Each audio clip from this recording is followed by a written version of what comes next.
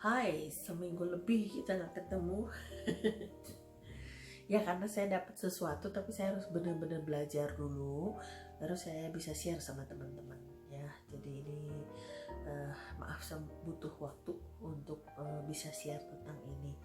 Ya, eh, dengan adanya COVID-19 ini bikin kita tuh semua kan seakan-akan diputus ya koneksinya dengan orang-orang, karena kita harus physical distancing, karena harus social distancing, dan semua itu dikerjakan di rumah. Kita lockdown karena ini susah gitu ya, susah diomongin gitu ya sakitnya ini. Karena saya kebayangnya gini, waktu saya flu biasa aja itu sakitnya udah nggak enaknya, nggak nyamannya tuh udah kayak gimana, apalagi ini the next level of flu gitu kan, COVID-19 ini. Jadi kebayanglah susahnya. Dan kalau lagi sakit gitu ya, kebayanglah. Dan sekarang kondisinya juga dengan bahan makanan habis, harus beli keluar. Tapi kalau keluar dia lagi sakit, gak enak badan yang pertama. Kedua juga kalau dia keluar dia akan nularin banyak orang, bikin masalah baru gitu kan. Jadi betul-betul kita, teman-temannya atau kita yang ada dalam komunitas harus saling jaga dan harus saling perhatiin.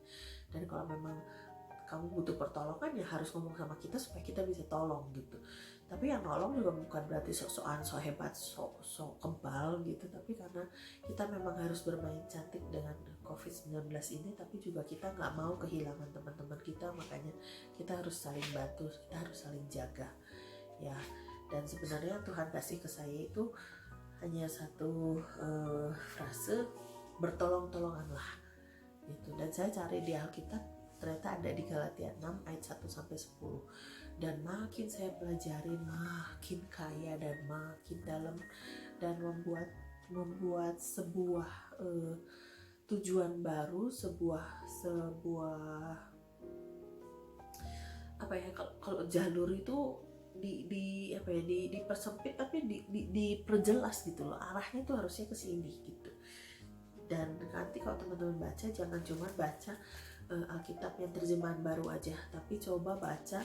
Kalau aku kadang pakai handphone, kenapa? Karena di sini ada terjemahan lainnya ya, ada dari beberapa versi. Dan saya baca dari Firman Allah yang hidup, bahasa Indonesia masa kini, terus Indonesian Literal Translation, terus terjemahan sederhana Indonesia. Saya baca dari versi-versi itu benar-benar melengkapi, memperkaya dan memperjelas apa sih Galatia 6 ayat 1 sampai 10. Oke, saya nggak akan baca untuk mempersingkat waktu, tapi tolong teman-teman baca di rumah ya, baca di tempat teman-teman. Oke, nah di sini judulnya saling membantulah kamu. Di ayat di sini tuh diceritakan bahwa yang harus ditolong itu juga nggak cuma pertolongan yang biasa-biasa aja, tapi di sini di ayat 1 tuh dikatakan kalaupun seorang kedapatan melakukan suatu pelanggaran. Jadi ketika bukan hanya masalah kesulitan aja, tapi bahkan ketika kamu melakukan satu pelanggaran terhadap Tuhan gitu, kamu melakukan dosa, itu harus ditegur. Kamu yang rohani harus menegur teman kamu kalau kamu tahu dia salah, dia melakukan pelanggaran terhadap firman Allah. Kita harus tegur dia, harus benerin dia. Tapi kamu juga jangan tergoda nanti jadi ikut-ikutan, enggak. Nah, tapi harus dasarnya itu karena ayatnya yang kedua, bertolong-tolonganlah menanggung bebanmu, demikianlah kamu mematuhi hukum Kristus. Jadi ketika kamu bertolong-tolongan itu, ketika ada teman kamu yang ada dalam masalah, kamu tuh nolongin. Jadi kamu tuh saling ngebantu gitu. Kalau iketan tuh kayak gini gitu ya, bisa saling bantu. Dan ini kan susah dilepasnya gitu. Nah, terus dilanjutkan di ayat berikutnya, di ayat 3 dan 4 ya. Memang teman kamu itu lagi lemah, makanya harus ditolong, makanya harus diperhatiin. Dan ketika kamu melakukan itu, berarti kamu sedang memenuhi hukum Kristus. Berarti kamu sedang memperhatikan sesama, kamu nolong sesama gitu. Nah, tapi di ayat 3 dan 4 dijelaskan lebih dalam lagi. Ketika kamu nolong, ketika kamu melakukan pertolongan, apa yang harus diperhatikan di ayat 3? Sebab kalau seorang menyangka bahwa ia berarti padahal ia sama sekali tidak berarti, ia menipu dirinya sendiri. Artinya apa? Ketika kamu nolong orang, kamu gak boleh sombong, kamu gak boleh merasa sok lebih rohani, kamu gak boleh merasa bahwa kamu lebih gitu dari orang lain. Enggak, karena kalau kamu merasa lebih, nolongnya kan gini kan, atau gini, gak bisa. Makanya harus sama posisinya ya. Bertolong-tolonganlah. Di ayat 3, jangan menyangka bahwa kamu tuh sok hebat, sok penting. Jangan kamu ngasih sok penting waktu kamu nolong orang karena kamu lebih rohani. Enggak, tapi justru harus mawas diri. Ayat 4, baiklah tiap-tiap orang menguji pekerjaannya sendiri, maka ia boleh bermegah melihat keadaannya sendiri dan bukan melihat keadaan orang lainnya. Di versi lain dikatakan, ketika kamu nolong orang tuh kamu gak boleh ngejudge orang, dan kamu gak boleh ngebanding-bandingin sama orang. Gue sok rohani makanya gue bisa negur lo, gue lebih rohani gue bisa negur lo. Bicaranya bukan tentang itu, tapi tentang kita harus sama-sama jaga, karena kita pun gak kebal dari dosa, kita pun gak kebal dari pelanggaran. Makanya harus saling jaga ya. Bukan berarti kamu lebih hebat, kamu lebih rohani, yang lebih wah gitu. Makanya tadi katanya kamu gak boleh merasa diri kamu penting, karena kita semua gak ada yang kebal dari pelanggaran. Bahkan ya sekalipun kita dalam proses, tapi suka kerasa gak sih kadang-kadang karena kita sudah terbiasa bohong, akhirnya bohong itu kayak nyeplos aja, refleks aja kita ngebohong. Benar gak? Itu hal yang very simple gitu. Jadi secara jujur kita gak boleh banding-bandingin sama orang gitu. Kita gak boleh ngerasa diri lebih, tapi justru karena kita saling jaga, kita saling bantu, kita saling tolong, levelnya tuh sama, gak merasa diri lebih. Dan di ayat 5, sebab tiap-tiap orang akan memikul tanggungannya sendiri. Di terjemahan lain kalau teman-teman baca, itu ayat ini tuh bicara bahwa toh pada akhirnya kamu sendiri akan mempertanggungjawabkan apa yang kamu lakuin sendiri. Jadi bukan kita nanti di surga terus kita ditanya sama Tuhan, itu gimana sih ini kita ini, enggak, tapi Tuhan nanya kamu gimana. Jadi benar-benar kita sendiri yang mempertanggungjawabkan perbuatan kita sendiri, bukan perbuatan orang lain terus kita ngejudge, kita ngomongin macam-macam tentang orang. Enggak begitu, tapi semua kita akan bertanggung jawab pada diri kita sendiri ya. Jadi gak usah mikirin aneh-aneh, kalau kamu nolong lah, gitulah intinya. Gak usah merasa diri so hebat, yang kamu bisa lakuin untuk tolong orang, lakuin aja gitu ya. Dan ayat 6 dikatakan, dan baiklah dia yang menerima pengajaran dalam firman, membagi segala sesuatu yang ada padanya dengan orang yang memberikan pengajaran itu. Jadi artinya ketika kamu ditegur, ketika kamu dikasih pengajaran tentang firman Tuhan, kamu harus bales orang itu. Tapi bukan berarti nih ya, karena Cici pembina kamu terus di bawah sini ada nomor rekening Cici, tolong ditransfer. Bukan begitu, tapi you pay respect gitu loh. Karena orang itu negur pasti karena dia perhatian sama kamu, makanya kita perhatiin balik. Orang gak mungkin negur dengan membabi buta kecuali orang yang niatnya gak bagus. Tapi kalau orang itu memang niatnya bagus, dia akan tulus dan negur itu karena benar-benar dia perhatiin kita dan sayang sama kita.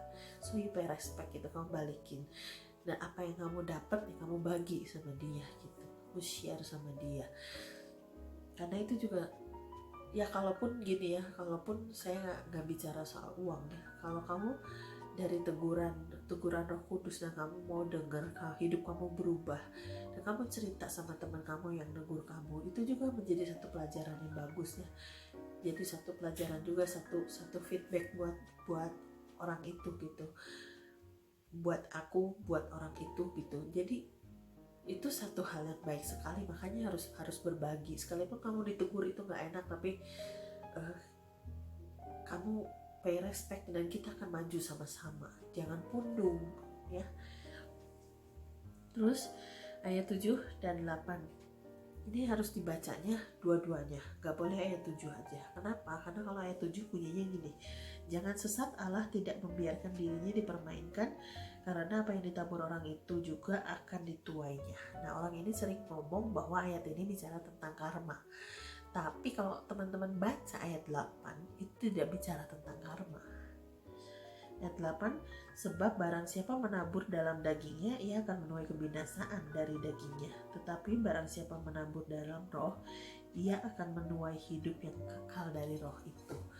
Jadi ayat ini tidak bicara tentang karma. Kenapa? Kalau karma kan gini, kamu nabur kebaikan, kamu akan dapat kebaikan. Artinya dibayar cash di sini, dibayar tunai. Jadi kalau kita ngasih, ya kita akan terima. Tapi tidak, ayat ini tidak bicara tentang karma. Kenapa? Karena ayat 8 menjelaskan bahwa apa yang kita lakukan, kita itu menabur bukan untuk di sini, tapi untuk di dalam kekekalan. Jelas banget kalau teman-teman baca terjemahan lain itu sangat jelas sekali. Contoh nih ya, saya akan baca dari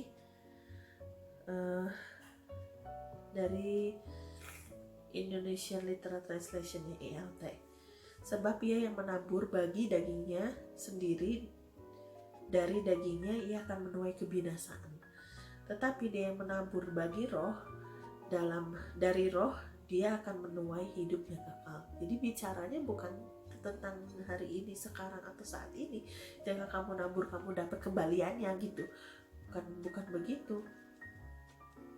Dari firman Allah yang hidup, apabila ia menabur untuk memuaskan keinginan-keinginannya sendiri yang jahat, ia menanam benih-benih jahat dan pasti akan menuai kebusukan dan kematian rohani. Tetapi apabila ia menanam hal-hal yang baik dari roh, ia akan menuai kehidupan kekal yang diberikan Roh Kudus kepadanya. Jadi bicaranya bukan tentang sekarang, tapi nanti, ya. Kalau orang menanam menurut tabiat manusianya, ia akan menuai kematian dari tabiatnya itu.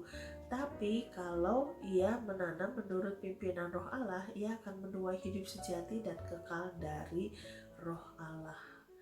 Jadi bicaranya bukan tentang sekarang kamu nabur dan kamu akan terima kebaikan itu, bukan tentang itu. Tapi ketika kamu nabur, kamu tuh nabur dalam kekekalan. So, nanti teman-teman baca lihat terjemahan lainnya banyak banget dan makin jelas lagi. Jadi ketika kita melakukan sesuatu, kita itu akan melakukannya dengan tulus dan murni karena tidak ada maksud apapun di baliknya. Ketika kita nolong orang karena kita tidak ada maksud supaya kita menabur kebaikan, kita terima kebaikan. Enggak gitu. Dalamnya.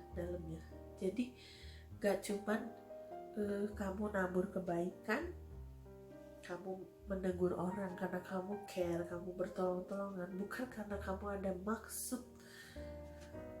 Tapi kayak tadi kan, kalau bicara tentang kamu nabur kedagingan tuh contohnya apa? Contohnya gini, teman-teman nih banyak nih kan yang, jadi saya bersyukur sih sebenarnya, saya sangat bersyukur buat teman-teman yang kelebihan dan bikin paket sembako ya, terus dibagi-bagiin ke orang-orang yang membutuhkan. Ya, saya bersyukur sekali. Tapi mari kita kembali bahwa apa yang kita lakukan itu apakah benar-benar murni karena kita pengen nolong orang itu, atau kita pengen kelihatan wah, kita pengen kelihatan hebat supaya kita bisa sombong di sosial media. Ya, antara memberikan inspirasi dan menuai pujian kan beda tipis kan. Ya, tapi kembali bahwa itu motivasi hati kita apa, harus benar-benar murni. Ketika kita menabur kebaikan, ketika kita melakukan sesuatu, kita tuh sedang menabur di kekekalan. Jadi kalau kita nggak nuainya sekarang pun tidak masalah. Memang bukan untuk dituai sekarang, tapi dituainya di ujung nanti, di kekekalan. Saya lanjut dulu ya, 9 dan 10 ya. Janganlah kita jemu-jemu berbuat baik, karena apabila sudah datang waktunya kita akan menuai jika kita tidak menjadi lemah. Ayat 9 ya. janganlah kita jemu-jemu berbuat baik. Artinya gini, jadi memang kadang-kadang kita bikin kebaikan apapun, kita belum tentu menuai kebaikan lagi. Ketika kita melakukan banyak hal, kita nolong orang dan kita melakukan banyak hal, jelas ada resiko. Paling enggak resiko pertama adalah kita jadi repot, harus nolong orang. Betul.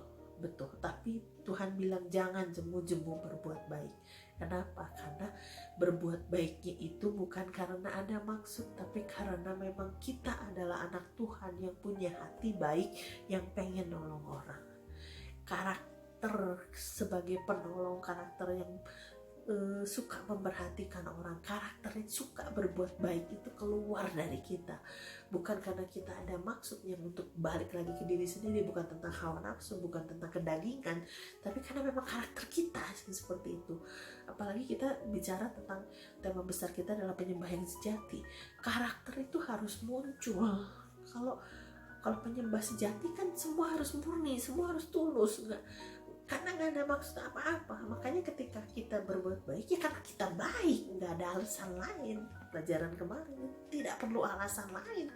Kita berbuat baik nggak perlu alasan, karena kita memang anak Tuhan yang baik gitu. Makanya jangan jemu-jemu ketika kamu apa yang sudah kamu taburkan ternyata kamu nggak tuai sekarang, ya memangnya karena kita menuainya di kekekalan. Kalau kita tetap baik sama orang dan orang tetap jahat sama kita, itu kembali kepada kedaulatan Tuhan, tapi jangan jemu-jemu berbuat baik. Ya. 10. Karena itu, selama masih ada kesempatan bagi kita, marilah kita berbuat baik kepada semua orang, tetapi terutama kepada kawan-kawan kita seiman, atau di terjemahan lain dikatakan keluarga rohani. Kenapa? Very simple. Karena kalau yang kelihatan, yang dekat sama kamu aja, kamu gak suka tolong, apalagi orang lain.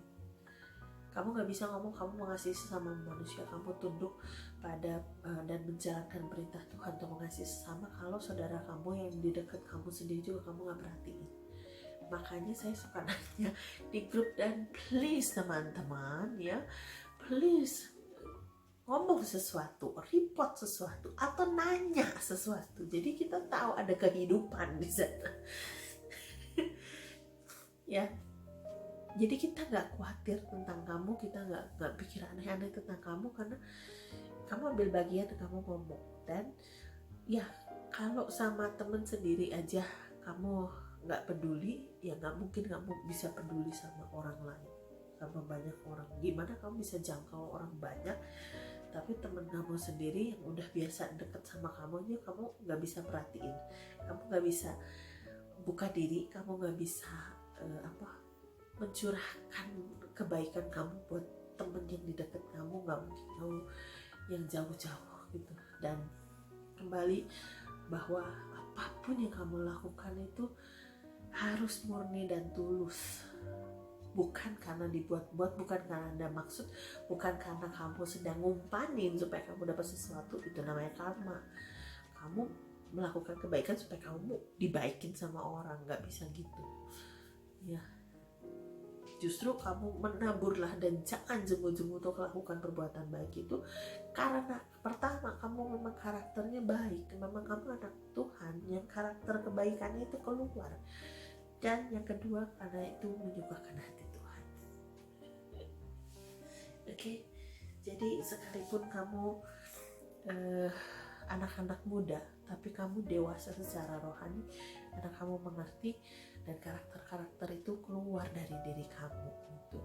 Kamu gak jadi anak muda yang egois, yang seperti semua orang bilang anak muda biasanya cuma mikirin tentang diri sendiri. Enggak, tapi keluar dari zona itu dan kamu memberkati banyak orang, kamu perhatikan banyak orang, dan kamu ambil bagian di dalam komunitas supaya kita bisa saling jaga dan saling bantu, sehingga bertolong-tolongan ini kita bisa lakukan, dan itu karakter yang muncul dalam diri kita gitu, yang secara natural kita menjadi anak-anak Tuhan yang berbuat kebaikan, memperhatikan orang itu.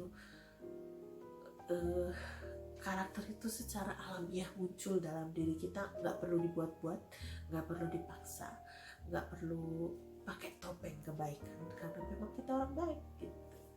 Dan kita tidak sedang menabur karma, bukan tentang karma, tapi tapi karena kekekalan dan kita tahu bahwa itu adalah hal yang menyenangkan Tuhan, dan itu yang kita kejar. Oke, jadi saya bersyukur kalau Tuhan kasih dan bukakan tentang ini, dan benar-benar dalam banget ya Tuhan kasih. Dan di masa-masa seperti ini biarlah kita bukan jadi antisosial dan gak peduli lagi sama orang. Justru saat-saat seperti ini kita harus lebih perhatiin orang lagi, dan karakter itu harus muncul, harus keluar secara natural karena kita tulus dan murni, gak dibuat-buat dan tidak mancing supaya kita dapat sesuatu, tapi karena kita tulus melakukannya, dan itu yang Tuhan mau dari kita. Oke, jadi kita berdoa. Bapak, makasih untuk pelajaran hari ini di mana kami harus saling perhatikan, harus saling tolong-menolong Tuhan, karena itu adalah karakter yang muncul secara natural dalam diri kami, anak-anak-Mu Tuhan, dan itu adalah pertumbuhan karakter kami Tuhan, menjadi anak-anak-Mu yang gak serampangan, gak gampangan, tapi karena proses demi proses kami jalani dan kami bertumbuh Tuhan. Terima kasih Bapa, dan berkati Tuhan lewat masa-masa ini, berkati setiap anak-anak-Mu Tuhan, berkati masa depan, berkati juga keluarga Tuhan, dan terlebih lagi adalah kesehatan, supaya kita semua bisa melalui masa-masa ini dengan baik Tuhan. Terima kasih Bapa, hamba mengucap syukur dan menyerahkan setiap anak-anak ini Tuhan, dan tetaplah berjalan Tuhan di hadapan mereka, memimpin mereka Tuhan. Dan suatu saat nanti Kau akan menemukan semua anak-anak ini menjadi hal yang indah, permata-permata yang berharga di mata-Mu. Terima kasih Bapa, hamba mengucap syukur hanya di dalam nama Tuhan Yesus hamba berdoa. Amin, semua berdoa. Amin. Oke guys, keluarkan karakter itu, latih karakter itu sehingga muncul secara natural, dan itulah penyembah yang sejati. Oke, dan Yesus berkati. Sampai ketemu lagi nanti ya. Bye.